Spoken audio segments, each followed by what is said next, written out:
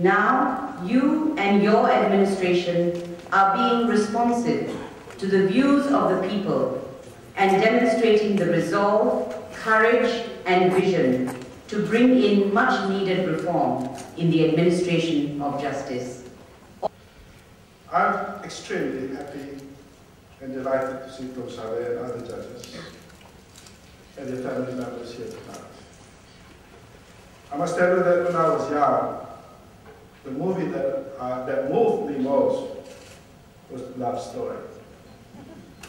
It was where I heard for the first time that love means never having to say you're sorry. I believe the Prime Minister can and will do all he can to soothe the scars, to heal the wounds, to summon the spirit by which this blessed country was brought about. I believe the Prime Minister can bring about a new climate of trust between the communities. This government gives its commitment to the Malaysian public. It will begin a process of judicial reform. We recognize that this process must be undertaken with the spirit and belief that no one, or even those entrusted to govern or to make laws, must assume to be above the law. Continues to guard against abuse of its power and is now proposing measures to further solidify and enrich the doctrines of good governance and the rule of law. Ladies and gentlemen, as a result of many events which culminated in the inquiry undertaken by the Royal Commission into the so-called VK Lingam tape. You laugh, but I'm aware that the public considers the present way of appointing and promoting judges as inadequate. The absence of a system in nominating candidates has led some to believe that the process is characterized by abuse even where there is none. The government proposes a change to make the process of nominating, appointing and promoting judges more transparent and representative. I am pleased to announce to you tonight that the government is proposing the setting up of a Judicial Appointment Commission.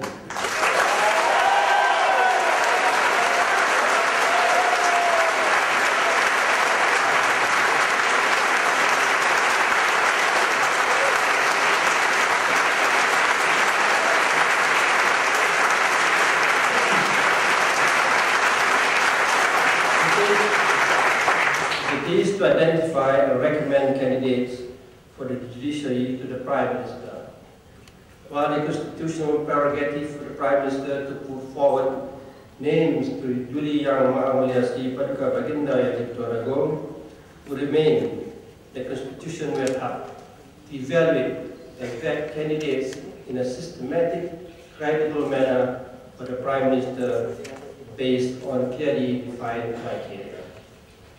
So Prime Minister Abdullah Badawi has finished his speech, a landmark speech held by the judiciary. Perhaps most lawyers are waiting for this announcement. People in the industry know the setback that has happened to the judiciary since 1988. So the reforms are coming. Judiciary Commission will be set up to appoint judges. At what speed we shall watch. That is a very bold step for the Prime Minister to make. With the Law Minister Datuk Zainab Ibrahim strongly behind this move and probably seen as a catalyst to this announcement by the current government. He has done no harm in his current position as the Prime Minister, although he's under personal attacks by his UMNO members and counterparts, calling for his resignation, resulting from the poor show of the UMNO component party in the recent 12 January election. Prime Minister Badawi has made a great announcement, as hoped by the people in the legal profession. Or we shall wait for the beginning of a new chapter in the legal fraternity here in Malaysia.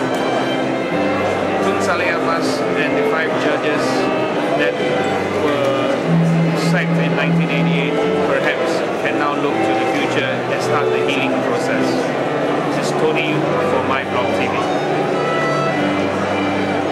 Tell by the reaction of the crowd here, there are about 600 people here. When the Judicial Appointments Commission was announced, you saw how long the clapping went on, so that's an indication. And that is something we've been asking for so many years. So I was absolutely delighted with the announcement, and certainly I was happy with I was so pleased with the announcement for the families as well as the judges who were involved in the 80th crisis. So there is, to me, recognition that what took place in 88 was a terrible injustice. So we've called a spade a spade. So I'm very happy about that. Alright, you asked for the ISA yes. detainees to be looked into. Yes, to be looked into. My hopes are that hopefully we can have a discussion with the Prime Minister on that issue. I have concerns because I've been reading about reports of one of the detainees who has been unwell, so I am very concerned about that. So we are hoping that we can at least dialogue about the situation relating to the ISA detainees. Well, I expect the Prime Minister should enlist and on the government side to say sorry to him. But what he said, I think my father will be in a way happy what being said by the Prime Minister tonight.